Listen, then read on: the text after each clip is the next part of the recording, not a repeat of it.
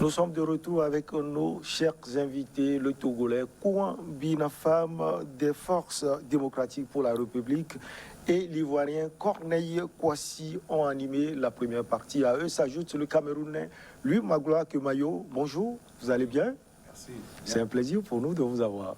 C'est un plaisir également de partager le plateau avec vous et avec les autres invités. C'est toute l'Afrique qui est représentée. Pas toute, mais... Ça s'appelle l'intégration africaine par l'action. Ouais. Allez, on parle de la République centrafricaine selon un rapport de l'ONG américaine des Centrés rendu public le 18 août dernier. La sucrerie africaine et la sucrerie africaine de Centrafrique a conclu avec plusieurs groupes armés de ce pays un accord visant à sécuriser son usine et son champ de canne à sucre, ainsi qu'à protéger son monopole. Magloire Kemayo, la nouvelle est tombée et l'inquiétude, c'est qu'il y a une ribambelle de groupes armés en République centrafricaine et cette société qui est en train de financer les rebelles. Non, moi je crois qu'il ne faut pas voir les choses en noir ou être binaire dans la lecture des événements. Quand vous prenez par exemple des pays comme l'Irak ou d'autres pays voisins de l'Irak, il y a des entreprises françaises qui ont payé une espèce d'impôt aux djihadistes qui vivent dans ces pays-là, aux terroristes qui opèrent dans cette zone, sans que cela ne choque grand monde. Jusqu'à ce que cela soit révélé, c'était dans le fonctionnement normal. Les entreprises ne sont pas des philanthropes, elles ne sont pas là pour faire de l'idéologie. Leur seule idéologie, c'est celle du profit. Et donc, en Centrafrique comme ailleurs, quand une entreprise a l'impression que l'État ne peut pas protéger ses investissements et les personnes qui travaillent en son sein, elle trouve des moyens peu avouables ou avouables pour remplacer, pour suppléer l'État dans cette mission qu'il ne remplit plus. Et c'est exactement ce qui s'est passé. Si l'on creusait davantage encore pour voir toutes les autres entreprises qui sont dans ces zones-là, vous seriez surpris de constater que ce n'est pas la seule qui se livre à cette pratique-là. C'est une pratique qui n'est pas officiellement reconnue, mais qui est régulièrement mise en œuvre parce que les entreprises ont besoin de travailler. Même en temps de guerre, les affaires continuent. Et donc c'est ce qui se passe malheureusement, malgré ce climat d'insécurité en République centrafricaine, ou à cause justement du climat d'insécurité. Cette entreprise appartient à 87% du groupe Castel, qui est un groupe français. Oui, bon, la nature du groupe importe peu. Ce qui est sûr quand même, soit l'entreprise sucrière veut continuer et elle est obligée de payer des impôts aux gens qui contrôlent cet espace de la Centrafrique, soit elle ferme les portes. Alors qu'ils veulent continuer pas à faire les affaires, et ceux qui ont la capacité, ceux qui règnent sur le milieu, vous êtes obligés de dealer avec eux, donc de payer des taxes, sinon vous fermez. Donc pour moi, je crois que, bon, vous savez, parfois le chemin de l'enfer sont pavés de bonnes intentions. Eux, ils veulent continuer pas à faire leurs affaires, mais les maîtres des lieux, si je vous suis bien, c'est les rebelles. Donc ils sont obligés de payer pour... Et puis ce n'est pas seulement la Centrafrique. Hein. On a vu au nord de la Côte d'Ivoire, quand il y avait la guerre en Côte d'Ivoire, que les chefs rebelles se sont enrichis comme Crésus. Parce que les populations paient des taxes. Si vous ne payez pas des taxes, soit vous désertez les lieux. Donc, comme le dit lui, Magloire Kemayo, bon, ce n'est pas seulement en Centrafrique, mais maintenant, comme on accuse la France d'avoir une main derrière la déstabilisation de la Centrafrique, et quand on dit que Cassel est français, bon, naturellement, les gens vont faire des spéculations. Mais si vous-même, vous aviez une entreprise là-bas, et si vous voulez continuer par faire des affaires, vous devez dealer avec les gens qui contrôlent le milieu, de payer des taxes. Voilà, moi, je crois que... En retour, Corneille, de ces financements, ces sociétés sont très protégées par les groupes rebelles. Oui, les sociétés sont obligées d'être protégées par les groupes rebelles, parce que même aux alentours de Bangui, quand la Sénéca dirigeait presque la quasi-totalité de Bangui, ces groupes rebelles étaient les gardiens de ces grosses structures qui se trouvaient à Bangui. À plus forte raison, ces groupes rebelles de l'UPC dirigés par un certain Ali Darassa, qui se trouve à 400 km de Bangui. Mais ces grosses entreprises ne peuvent pas dire qu'ils ne peuvent pas payer des taxes. Ça se fait partout dans tout le monde entier. Là où, parce que l'État ne peut plus avoir le contrôle sur ces zones-là. Ils ont 60% de la, Ouais, 60% du territoire. Et ils dirigent là-bas. Le groupe SUCAF, c'est un groupe, on appelle SUCAF, qui est une filiale du viticole français Castel. Ils n'ont pas le choix que de donner de l'argent. Tu ne peux pas donner l'argent, tu vas arrêter ton entreprise. Ils n'ont pas le choix, ça se passe partout dans le monde. Donc ce n'est pas seulement en Centrafrique qu'il faut dire que Castel donne de l'argent pour entretenir la rébellion. Même en Côte d'Ivoire, il y a des sociétés que je n'aurais pas cité le nom ici, des sociétés cotonnières qui se trouvaient là-bas. Il y avait même d'autres sociétés d'électricité qui se trouvaient dans le nord. Et bien, ce sont ces véhicules-là. Même le chef a eu le courage, il a un des chefs qui a eu le courage de dire que c'est eux qui ont fait vivre la SUCAF. Sinon, la SUCAF devrait partir, les gens devraient piller la SUCAF. Mais ils ont protégé la SUCAF pour que la SUCAF vive. Simplement, il y a des personnes qui accusent aujourd'hui carrément l'UPC, qui est le groupe rebelle. Mais je dis que ça se passe un peu partout dans le monde. Quand on a 60% du territoire, on est obligé de financer peut-être les groupes rebelles parce qu'on a encore 40% à avoir pour être peut-être au pouvoir. On est à la porte, si on peut le dire, de Bangui. C'est aussi l'objectif de ces groupes. C'est l'objectif, mais pour ça, il faudrait qu'il y ait une unité à la fois de vision et dans le combat. Si toutes ces forces se mettent ensemble, comme elles l'ont fait au moment de renverser François Bozizé, et qu'elles foncent sur Bangui, s'il n'y a pas un support, s'il n'y a pas un soutien extérieur qui permet au président de résister, ils prendront le pouvoir. Donc je pense que pour l'instant, ils ne sont pas pressés de récupérer le pouvoir. Le fait de prélever des impôts aux entreprises n'est pas leur seule source de revenus. Ils arrivent également à extraire des minerais qu'ils vendent. Et donc tout cela fait qu'aujourd'hui, ils n'ont pas véritablement besoin d'être aux affaires.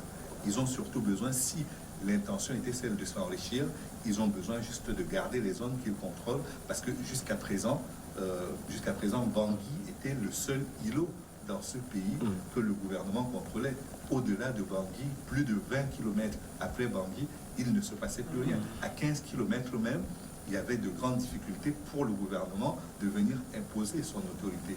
Donc le problème, il est là. Et concernant les entreprises qui payent les impôts aux rebelles, aux terroristes, elles payent également des impôts à l'État. Et c'est le contre-coup de cela. C'est-à-dire que si l'État veut garder les impôts, le peu d'impôts qui lui est encore versé par ces entreprises-là, il doit fermer les yeux sur le fait qu'il paye, que ces entreprises payent également des impôts aux rebelles et aux séparatistes de ces régions-là. Donc, quelque part, on est dans un cercle vicieux où soit on empêche tout le monde de payer les impôts et donc, du coup, on oblige les entreprises à fermer, soit on utilise la manière forte. Et là, c'est la communauté internationale qui va vous foncer dessus en vous expliquant que vous ne respectez pas les droits de l'homme, que vous n'avez pas assez bien négocié, que vous n'avez pas pris le temps d'expliquer leurs droits et surtout de respecter les droits des rebelles que vous combattez. On est vraiment dans un cercle vicieux et c'est ça qui est dommage. Vous gardez la parole. Entre-temps, je vous avais reçu, on a parlé de l'embargo également sur les armes en République centrafricaine. Quand on voit le chemin, ça défavorise le pouvoir en place. Très clairement, parce que le schéma d'approvisionnement en armes des rebelles est un circuit informel sur lequel il n'y a pas grand monde qui a prise. C'est-à-dire s'ils arrivent à faire circuler leurs armes ou alors à récupérer des armes qui sont aux mains des militaires, et comme il y en a très peu, ils n'en récupèrent plus, mais ils peuvent faire venir leurs armes par le Tchad. Ils ont pendant longtemps été soutenus par le Tchad. Ils peuvent faire venir les armes par le Soudan, vu qu'il y a une zone de 3 frontières qui fait République centrafricaine, Tchad et Soudan, et ils peuvent aller beaucoup plus loin, en Ouganda, chercher des armes également. Donc les circuits possibles en termes d'approvisionnement pour les rebelles sont très larges. Le champ des possibles en matière d'approvisionnement est très large, et pour le gouvernement, il doit suivre un circuit qui est internationalement reconnu par tout le monde, mais qui est fermé. Et donc du fait qu'il est fermé, il ne peut pas avoir les armes pour combattre les rebelles. D'où l'invitation des Russes qui sont venus prêter main forte aux armées centrafricaines pour combattre ces rebelles-là. Et donc aujourd'hui, on est dans un cas de figure où tout le monde nous explique que les Russes ne comprennent rien aux droits de l'homme et qu'ils interviennent de façon illégale dans un pays pour soutenir un gouvernement qui n'a pas de légitimité. Mais où est la légitimité? Qui a élu les rebelles comme dirigeants des zones qu'ils contrôlent? Au moins au niveau des autorités centrafricaines en place, il y a une élection qui a été organisée. On peut être d'accord ou pas sur la manière dont les élections ont été organisées, ont-elles été entachées d'irrégularité ou pas. Au moins, il y a eu élection.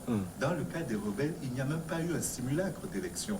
Et donc, pourquoi et au nom de quoi peut-on interdire à un État de remplir ses missions qui sont celles d'assurer sa sécurité à l'intérieur des frontières, des biens et des personnes qui y vivent?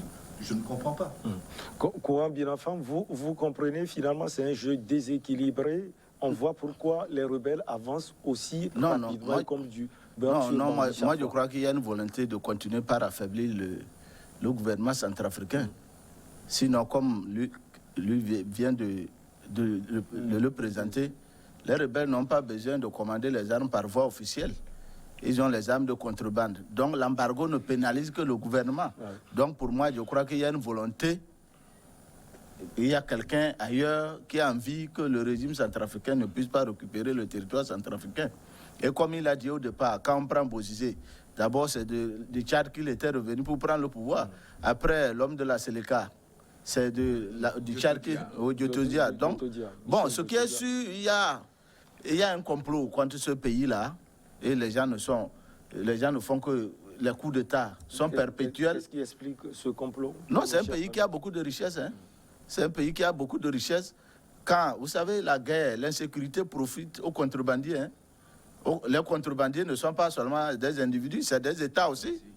Donc, la guerre de la santé... Ce sont des entreprises, parce que nous oublions que dans le contexte de mondialisation actuelle, la course pour accéder aux minerais fait que les entreprises qui fabriquent, par exemple, les téléphones mobiles, qui fabriquent les avions, et que les matériaux qui servent à fabriquer cela, les minerais qui servent à les fabriquer, sont dans les pays africains. Voilà, c'est ça. Et donc, au-delà des États, il y a les entreprises qui sont des multinationales avec une capacité de nuisance que vous êtes loin d'imaginer. Voilà.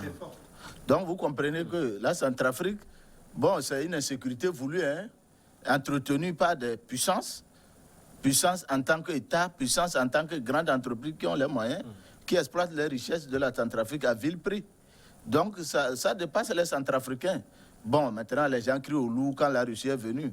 Non, on sait pourquoi ils crient au loup, c'est parce qu'au moins la Russie a permis de repousser les rebelles jusqu'à un certain niveau, mais ceux qui sont derrière, bon, il y a des choses qui perdent, c'est pourquoi ils crient au loup. Sinon, est-ce que les rebelles, là, depuis qu'ils tuent les Centrafricains, est-ce que c'est ça les droits de l'homme? C'est celui qui incarne l'État qui a le droit de signer des accords pour défendre l'État. Donc, moi, je ne comprends même pas ce débat que sur les Rouges, on dit que c'est un groupe privé qui fait la guerre là-bas. En Irak, là, les Américains, il n'y a pas eu groupe privé américain qui a fait la guerre en Irak. Pourquoi c'est en Afrique que ça pose problème? Moi, je ne comprends rien. Quand vous prenez la Centrafrique, c'est le même problème qui est au Congo démocratique. Tshisekedi se bat, mais le problème le dépasse. Sinon, vous comprenez pourquoi il y a plus de 20 000 casques bleus là-bas et il y a l'insécurité. C'est parce que c'est dans l'insécurité. Vous savez, il y a certaines personnes, c'est en période de peste qu'ils sont heureux. Hein. Voilà. Alors, Corneille... Je voudrais répondre sur ce que M. Birafam a dit. Quand vous voyez la position de la Russie, c'est parce que c'est une grande puissance que la France ne peut pas dire que pourquoi la Russie est là. C'est le même cas. C'est le même schéma. C'est dans le même schéma que l'autre Jean-Pierre Bemba avait envoyé ses troupes pour défendre le pouvoir de Bakassé. Ange-Félix Bakassé. Mais quand les Français ont vu que les éléments de Bemba étaient plus forts que les éléments qui étaient entretenus par la France ne pouvaient pas, ils ont comploté quelque chose pour faire partie Bemba. C'est parce que il y a une main noire. Il y a des entreprises qui veulent prendre Bangui pour légitimer les dégâts qu'ils ont faits dans les zones où se trouvent les rebelles. Sinon, là où ils se trouvent actuellement, ils sont très contents. Parce que c'est là-bas que la plupart des minéraux se trouvent. Mais ils veulent légitimer leur position. C'est pourquoi ils veulent forcément prendre Bangui. C'est tout. Non, sincèrement, Oui. je pense qu'il Lui, faut Maglan. prendre Bangui. C'est-à-dire que politiquement, l'aile politique a peut-être besoin d'avoir un pouvoir politique pour diriger le pays, mais au niveau des rebelles et des délinquants, parce qu'il faut pas les appeler autrement, ces délinquants-là, ils n'ont pas besoin de prendre le pouvoir. Ils s'enrichissent. ils s'enrichissent tout simplement. L'objectif n'est pas de diriger l'État. L'objectif est de s'enrichir et de continuer d'entretenir l'insécurité pour que les impôts qui auraient dû être payés à l'État soient divisés par 2 ou par 3 et leur soient versés à eux. Donc l'État perd... Si c'est avec l'État, c'est contrôlé. Avec l'État, c'est contrôlé. Oui, M. Kemayo, je suis d'accord avec vous. Ça, c'est au niveau des bandits, les soldats qui ne savent même pas pourquoi ils ont les armes. Mais l'aile politique qui est réfléchie, qui est intellectuelle, qui est instruit, est en bas. C'est sous-jacent. Ils veulent venir au pouvoir pour effacer les sales besognes dans la zone où ils contrôlent. Sinon, ces bandits, la position dans laquelle ils se trouvent, ça les sied très bien. Mais l'aile politique, il faut venir au pouvoir un jour. Parce qu'il y a des mains qui sont en bas. Mais ces mains-là ne peuvent pas venir au-devant des choses. Ils utilisent nos frères qui créent des partis politiques. Ils viennent, ils leur donnent presque tout le pays en entier. Parce que tout ce que Bozizé a, quand Touadéra a dans sa zone, si ces bandits-là viennent au pouvoir, ils vont tout prendre. C'est comme ça. Alors, lui, Magloire Kemayo, la société a porté plainte contre l'ONG. Ben, on verra bien sûr la suite. Mais quelles conséquences directes on peut avoir? Moi, je pense qu'il n'y aura malheureusement pas de conséquences parce que ce genre d'affaires ne se juge pas en 5 ans.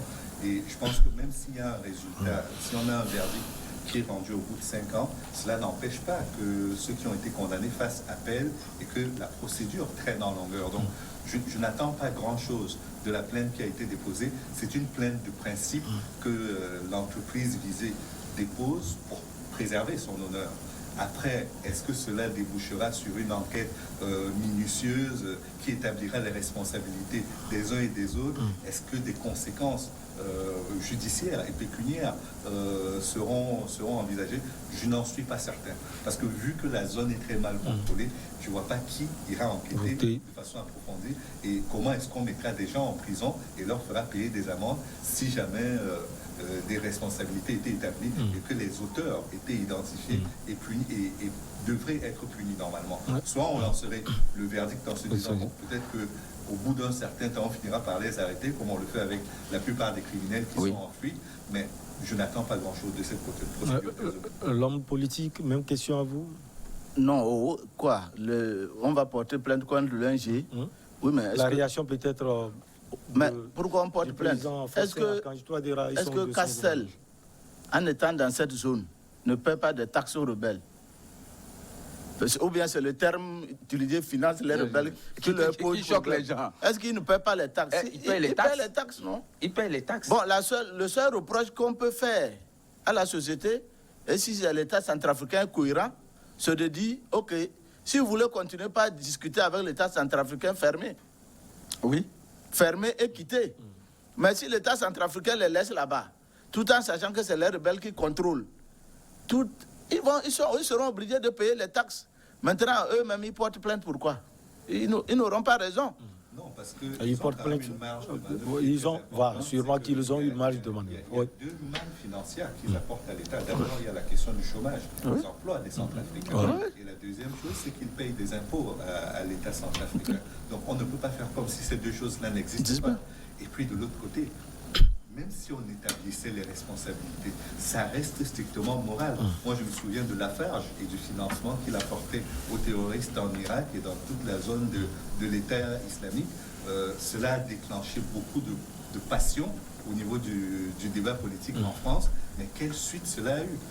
On a dit moralement c'est inacceptable, mais au-delà de ce principe moral qui a été énoncé, je ne pense pas que des sanctions ont été envisagées contre le siège de Lafarge ou au niveau de Lafarge dans cette zone-là où l'entreprise intervenait. C'est vraiment des questions morales sur lesquelles chacun s'arrange avec les principes qui lui conviennent et fait l'impasse sur ce qui ne l'arrange pas. Avec vous également, on va étudier l'éternelle brouille entre l'ancien président Laurent Gbagbo et son ancien premier ministre Pascal Affi-N'Guessan et la création du parti politique, le nouveau parti politique émis par l'ancien président Laurent Gbagbo. Est-ce qu'il peut véritablement créer ce parti politique? On commence par qui, Binafam? C'est vrai qu'on avait eu déjà votre version sur cette brouille entre Laurent Gbagbo et son ancien Premier ministre, mais on revient vers vous. Qu'est-ce qui les divise tant? En tout cas, qu'est-ce qui les divise? Moi, ma position n'a pas varié. Ma position n'a pas varié. Pour moi, je considère Afri N'Guessan comme un traître. Comme un traître vis-à-vis de Gbagbo. C'est ma position, elle est tranchée. Ouais. Parce que, non, je viens, oui. Afri N'Guessan, en tout cas, fait partie des cadres du FPI qui ont été le plus promis par Laurent Gbagbo. Ouais. Alors, dès que Gbagbo perd le pouvoir, naturellement, Afri N'Guessan aussi va en prison. Vous comprenez, non? Mais lorsqu'Afri N'Guessan sort de la prison, bon, il engage le parti dans un sens. Il dit il faut se préparer à l'autre élection. Les autres étant encore sous le choc, disent non, on ne peut pas parler d'élection maintenant, parlons de notre chef. Mais Afri N'Guessan fait une déclaration, vous pouvez la trouver partout, que mes collègues se comportent comme une veuve qui voit le cercueil de son mari en train d'aller au cimetière, s'accroche. Mais les gens ont interprété ça comme une traîtrise. En tout cas, c'est comme ça. Est-ce que le cercueil là, est-ce qu'il est en train de parler de la fin de Laurent Gbagbo? Peut-être que ce n'est pas aussi cela. De toutes les façons, pour moi, c'est de la fin de Laurent Gbagbo. Pour lui, il évite la fin du parti politique. Afri N'Guessan croyait que Gbagbo est fini. Afri n'a jamais cru que Gbagbo devait revenir au pays. Non. Monsieur Birafa, non, laissez-moi finir. Oui, il finit. Comme j'aurais Afri n'a jamais cru que Gbagbo allait revenir. Donc, c'est pour ça qu'il part d'un cercueil qu'on envoie au cimetière et que les autres s'accrochent. Maintenant, il y a un conflit. Bon, Afri veut régler le conflit qui les oppose aux autres par la justice, que lui-même qualifiait d'une justice aux ordres. Vous comprenez, non? Alors, à l'endroit de Gbagbo, pour moi, Afri N'Guessan est un traître. Parce que c'est facile de lâcher votre chef dès qu'il perd le pouvoir. Et donc, Gbagbo, aujourd'hui, si vous dites qu'il veut créer son parti, mais comme Afri tient le parti, et il y a la mésentente, Afri s'accroche à la légalité. Afri prend l'enveloppe. Bon, en tout cas, Afri s'accroche à la légalité.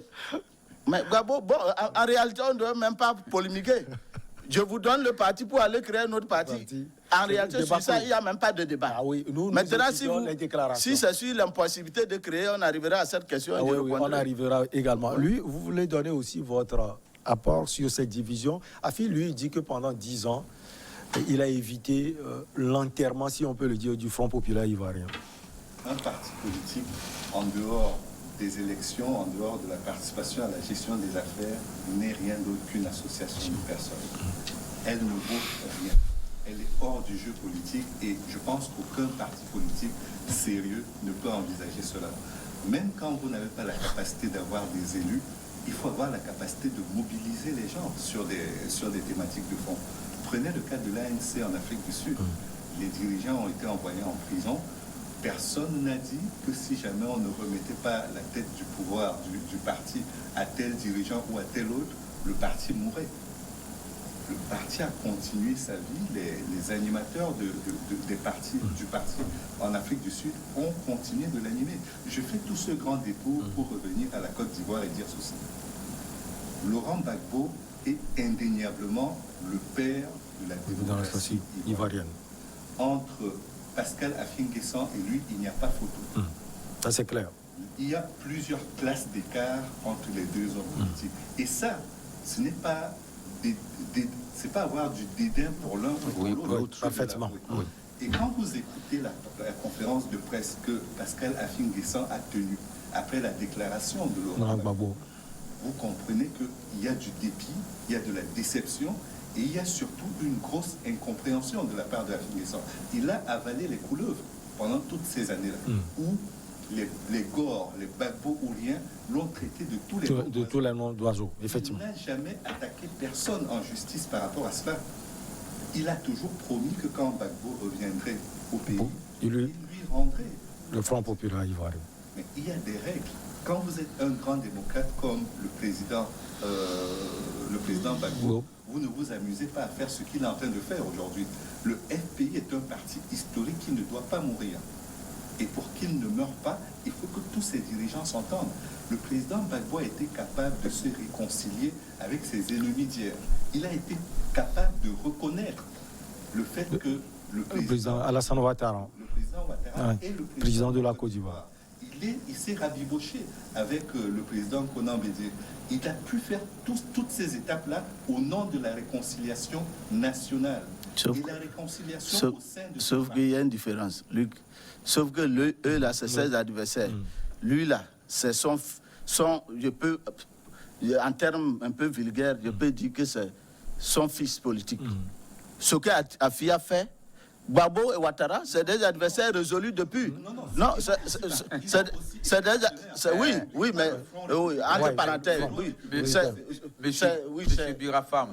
Dans le parcours politique, des partis politiques, il y a toujours des alliances à un moment donné. Mais Afi n'est pas Ouattara, Afi n'est pas Bédié. Afi a voulu. Il dit, bon, Luc, vous dites que quand Gbagbo revient, il lui remet le parti. Et pourquoi il ne lui remet pas? Il a posé ses conditions. Quelles conditions? On a dit qu'il veut devenir vice-président. Et là, on peut négocier. Ça, c'est lui, non? On peut parler. Le vice-président, c'est lui ou bien c'est Gbagbo qui lui donne? Monsieur. Quand il va, lisez la déclaration d'Afi qu'il a apportée à Gbagbo. Il demande à Gbagbo... Vous trouvez normal que ce soit rendu public? Vous trouvez normal que ce soit rendu public? Mais vous trouvez normal que Afi ait dit que Gbagbo s'est accroché au pouvoir et a fait tuer les Ivoiriens? Bien avant. Vous trouvez ça normal? Bien avant. Vous trouvez ça normal? On va écouter la version de Corneille. Je crois bien que c'était dans le développement des événements que M. Afi N'Guessan a pu dire cela. On était en offre tout de suite. Tu discutais avec M. Kemayo. On parlait de l'enfant prodige. M. Gbagbo, s'il a pu discuter avec le président Ouattara, voilà. deux ennemis jurés. Voilà la réconciliation. Voilà la réconciliation. Il a discuté avec le président Bédié. C'est normal. Il ne peut même pas appeler son fils. C'est le mot que tu as dit. Il n'a pas reçu. Il ne l'a pas reçu. Il n'a pas reçu à la Haye. C'est pas là-bas que ça se passe. Les discussions ne se passent pas à la Haye, aux Pays-Bas. Les discussions se passent en Côte d'Ivoire. À Bruxelles. Il est arrivé en Côte d'Ivoire. Monsieur Afi N'Guessan a pris une délégation. Ils ont même déposé une lettre pour que le président Gbagbo puisse les recevoir. Oui. Monsieur, le président Gbagbo ne l'a pas fait. Il a envoyé Assou Adou. Et ce qui sort, c'est que Assou Adou dit que nous sommes dans le temps de Covid, on ne peut pas se rencontrer. Mais au même moment, les GOR organisent des manifestations, des réunions à la maison du parti du PDCI à Cocody. Mais M. Laurent Gbagbo ne peut pas rabaisser le président Afi N'Guessan. Il a avalé des couleuvres pendant les 10 ans, les insultes, les invectives que les GOR lui faisaient. Il n'a jamais répondu à ces invectives. Il a même dit tout dernièrement, il a pensé que quand le président Laurent Gbagbo serait de retour, il va calmer tout cela. Et même les accords qu'ils ont signés à Bruxelles. Ils n'ont pas signé d'accord à Bruxelles. Il y a eu un comité pour organiser le congrès. Et à ce congrès, le président Laurent Gbagbo serait le seul candidat pour qu'on lui remette. Mais M. Afi N'Guessan a soumis une seule chose. Il veut être le vice-président. Pourquoi il dit qu'il veut être le vice-président? Il veut réconcilier. C'est pour réconcilier tout le monde. Voilà. Réconcilier Gbagbo avec ceux qui sont dans son camp. Si Gbagbo est le chef des GOR, moi je suis le chef des autres, ça peut marcher. Mais tu ne le fais pas de manière unilatérale. Tu prends ta décision. Non, Michel. Ouais, tu prends ta décision. Je chute. Okay. Tu prends ta décision et vous voyez ce qu'il y a. Afi N'Guessan a de la personnalité. Afi N'Guessan a dirigé le parti. Ça fait 20 ans qu'il a dirigé le parti. A-t-il mal géré le parti? Des membres fondateurs. Et d'ailleurs, quand on parle de membres fondateurs, même le petit militant qui est dans un village, il fait son travail. M. Afi N'Guessan a fait son travail. Pourquoi M. Laurent Gbagbo n'est pas venu de manière officielle et dit que voici ce qu'Afi a fait, il a fait telle chose, il a fait telle chose, et tu ne le dis pas, tu le vilipendes, tu jettes l'anathème sur lui. C'est pas normal. Pour la trempe de Gbagbo, parce que c'est lui qui nous a amené la démocratie en Côte d'Ivoire, on ne peut pas discuter avec lui. Et ça, lui-même l'a dit. Comment se fait-il qu'au dernier moment, tu te comportes comme un dictateur? Tu te comportes comme quelqu'un qui est un apprenti dans la politique. C'est pas normal. Vous avez aussi parlé des tests du Front populaire ivoirien. Il y a les tests du Front populaire ivoirien qui disent, en son article 1, Tout ce que le président dit là, on ne doit pas contester. Ça est là. Et donc le président, Mais qui est le président actuel? C'est pas Afin ça. Les tests là, c'est nous tous, on a écrit. Quand le président dit quelque chose, on ne doit pas contester. Je peux te faire sortir le test après l'émission. Oui, il faudra le sortir. J'ai déjà donné à Michel. Non. Non, Quand je vous suis, Oui. quand je vous suis, je vois que vous faites un peu d'amalgame. Comment ça? Ça n'est pas, parce que Gbagbo est le père de la démocratie en Côte d'Ivoire, si je caricature. Non, c'est pas une caricature. Oui, C'est pas une caricature. oui, C'est un oui, fait. non, C'est un non, fait. je viens, oui, si je le dis comme ça, ce n'est pas pour ça que Gbagbo peut avaler toutes les couleuvres. Non? Si la couleuvre peut nous amener à la paix. Non, quand vous dites... Afi aurait dû créer, Non, je viens. aurait dû créer le désordre pendant les 10 ans où Gbagbo n'était pas là. En mettant les médias qui l'emmènent à la maison. On va l'écouter aussi. J'étais écouté. Quand je vous suis, vous dites qu'Afi j'avais fait des déclarations tapateuses sur Gbagbo. Non, vous ne vous comportez pas comme un contrebandier de l'histoire. Mais pourquoi? Allez-y. Non. Cette déclaration. Mais quand Afi a voulu rencontrer Gbagbo, la première rencontre qui a échoué à Bruxelles, mais quand il est venu, il a fait une conférence de presse désagréable. Il a tenu des propos durs à l'endroit de Gbagbo. Tu sais pourquoi? Non, je viens. Non, il faut que je dise cela pour que tu avances. Oui. Tu sais pourquoi? Quand les Gors à Paris, ils prennent Afin Guessa, ils lui disent, si tu dois rencontrer le président Gbagbo, il faut que tu fasses une interview pour dire que tu as pris le parti comme ça, ce n'est pas toi qui es le président, et que tu es venu remettre le parti à Gbagbo. Est-ce qu'Afin Guessa... Non, Afin Guessa fut premier ministre de la Côte d'Ivoire. Je l'ai écouté. D'abord, c'est Afi même qui demande rendez-vous à Gbagbo, et c'est les propos d'Afi que je vais aller remettre le parti à Gbagbo. Gbagbo a dit ça, Afi n'a pas dénié ça. Bruxelles, quand vous dites que Afi allait dire à Gbagbo, mais le test est sur Internet, cherchez-le. Hein. Oui. Quand Afi allait dire à Gbagbo que quand tu vas revenir, on va organiser un congrès, Afi a dit à Gbagbo, moi, on fait de toi président. Oui. Toi, tu fais de moi vice-président. C'est normal. Et tu appelles la base à me soutenir pour les élections. Afi ne savait pas que Afi croyait que Gbagbo ne viendra pas en Côte d'Ivoire. Mais non, on peut trouver ça sur Internet. Donc, il ne faudrait pas lui faire des procès. Pour moi, la polémique, la polémique là est inutile. Non, c'est parce que la polémique est inutile. Afi est un homme de trempe. Je suis en train de vous écouter. Mais on lui a donné le pays qu'il fasse ce qu'il veut, non? Gbagbo va créer son parti, vous allez voir. On a vu Afi. Maintenant, une petite observation par rapport à ce que Luc Kemaya a dit. Oui, un parti est créé pour aller aux élections. Mais un parti n'est pas créé pour aller aux conditions, à toutes les conditions. La preuve, vous avez pris l'exemple de l'ANC, non? Mais quand les Mandela étaient en prison, mais les autres ne sont pas allés aux élections aux conditions du régime de l'apartheid. On ne leur a même pas donné de possibilité d'aller aux élections. Vous vous préparez. On ne leur a pas donné les conditions d'aller aux élections. Ils seraient partis. Vous préparez. Ici, c'est un peu différent. Non, c'est-à-dire que un parti peut analyser les conditions dans lesquelles s'organisent les élections et refuser de partir. En Côte d'Ivoire, on a vu Ouattara boycotter toutes les élections pendant 10 ans. Oui, je suis... Non, je viens. Ça n'a pas fait parler le RDR. Monsieur Birafam, en 2010, est-ce que les conditions étaient réunies et puis Gbagbo a mené les gens aux élections? Est-ce que les conditions étaient réunies?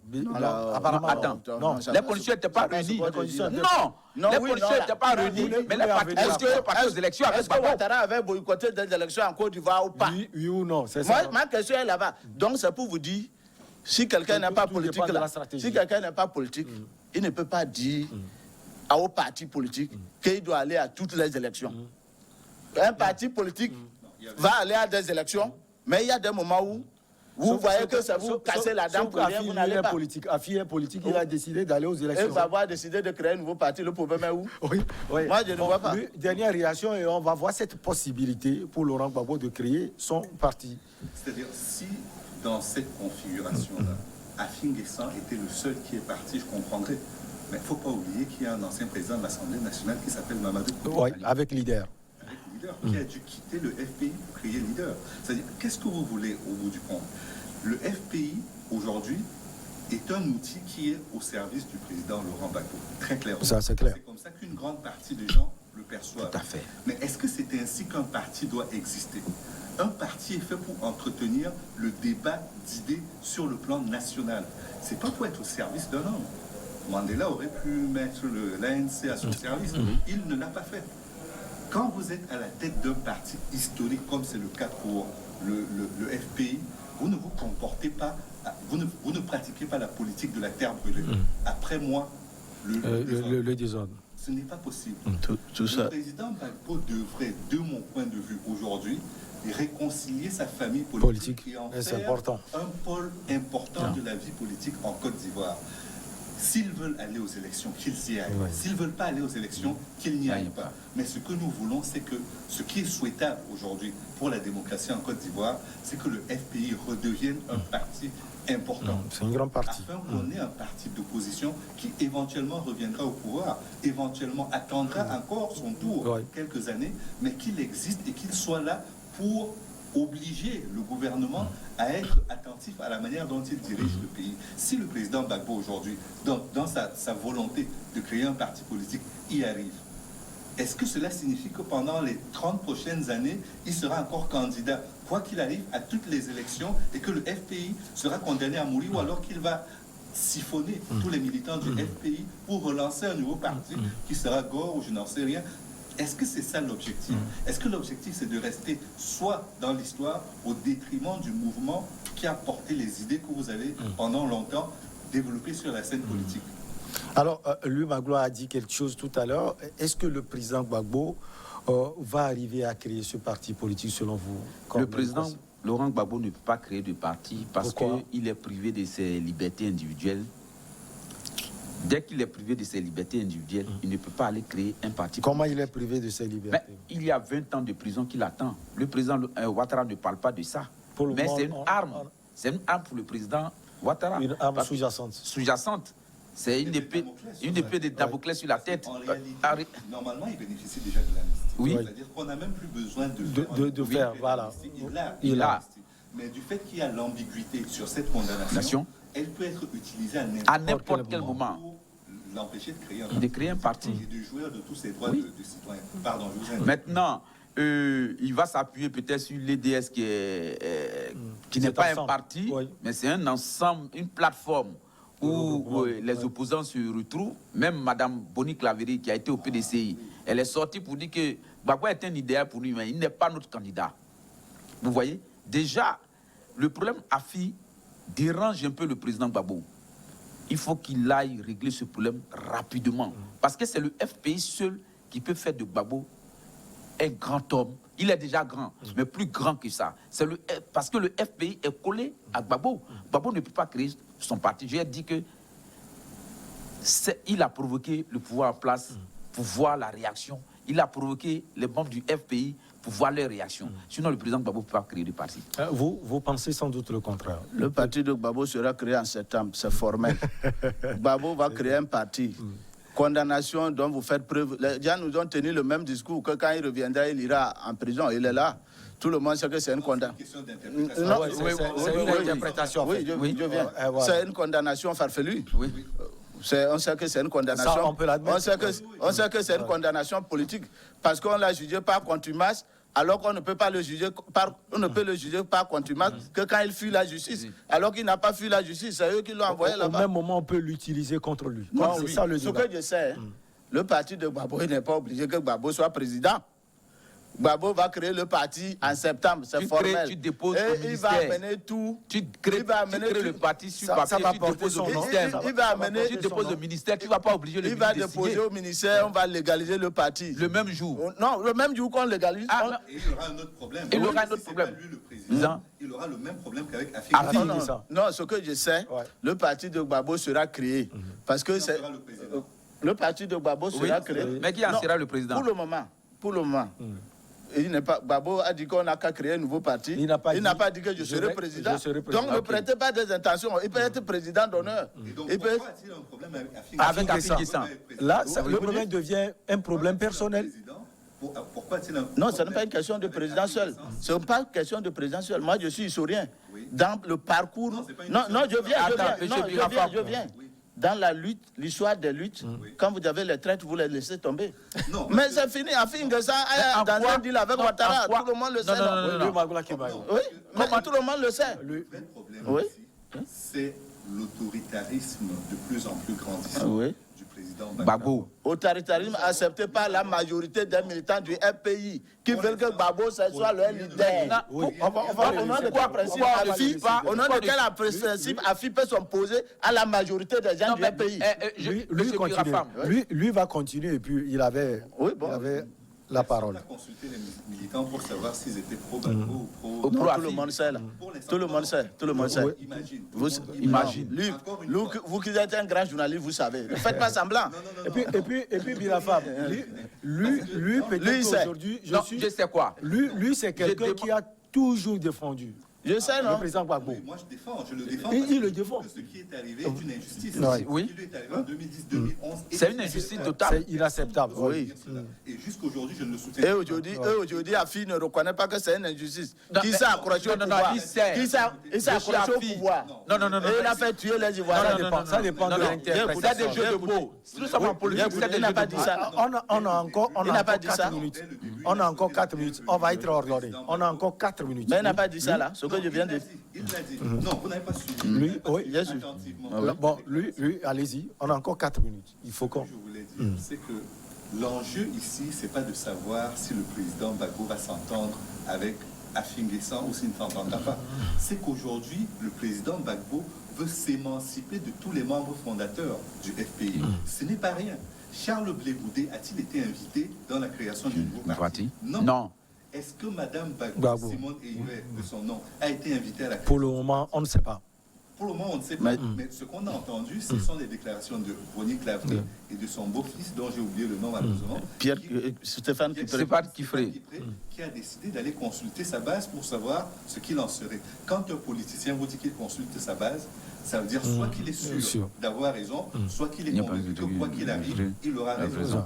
Donc, de ce point de vue-là, ne nous trompons pas de combat. Le vrai enjeu pour le président Gbagbo aujourd'hui, c'est de régler son problème familial avec Afin N'Guessan.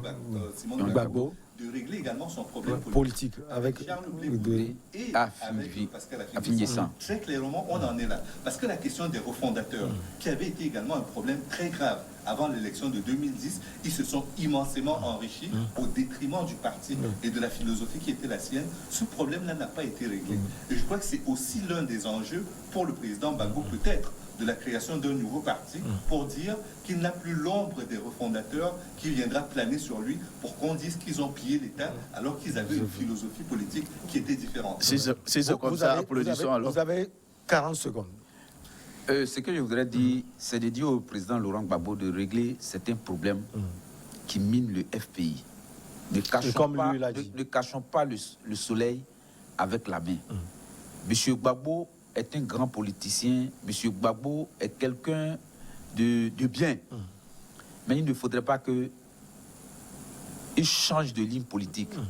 Qu'il aille à la paix avec ses membres, qu'il aille à la paix avec Pascal Afin N'Guessan, parce que Pascal Afin N'Guessan serait un caillou dans ses chaussures. Oui, Bon, Binafam, 30 secondes également. Non, moi je ne sais pas pourquoi les gens rament à compte courant. Gbagbo a déjà laissé le FPI, pourquoi vous rêvez? Il va créer un nouveau parti qui va rayonner aussi la Côte Et ce d'Ivoire. parti, il va le créer, sans Un problème. parti politique, c'est les idées, c'est les hommes. Les peuples savent se retrouver toujours en quelqu'un à un moment donné. Toi et moi, nous pouvons venir du même village, nous pouvons défendre la même chose, mais les gens savent que c'est moi qui le défends mieux. Pour le moment, la majorité des Ivoiriens du FPI savent que Gbagbo, c'est leur leader. Ça va marcher. Ça va marcher. Lui, Magoula Kebayo, on a encore quelques minutes.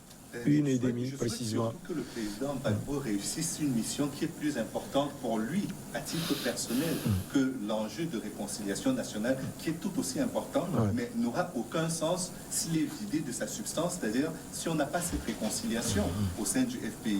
Si le président Gbagbo échoue là-dessus, je pense que même la réconciliation nationale, s'il y arrive, n'aura pas la même saveur que s'il avait réussi à réconcilier sa famille politique, à la mettre en ordre de bataille pour la conquête du pouvoir dans quelques années. Et malheureusement, il n'en prend pas le chemin. Donc s'il crée un parti politique nouveau, je crains malheureusement que ce soit un échec. On ne se réconcilie pas avec un traître. Lui, Magloire Kemayo, journaliste et écrivain, vous êtes camerounais. Corneille Kwasi, analyste politique et coach en développement personnel. Vous êtes ivoirien. Courant plutôt Binafam, homme politique des forces démocratiques pour la République. Vous êtes togolais et c'est ce qui a rendu on ne peut plus riche le plateau. Ça a été un plaisir pour moi de vous avoir sur le plateau. Plaisir partagé. On se retrouve donc la prochaine fois, la semaine prochaine précisément, toujours avec le même plaisir. Excellente suite de nos programmes.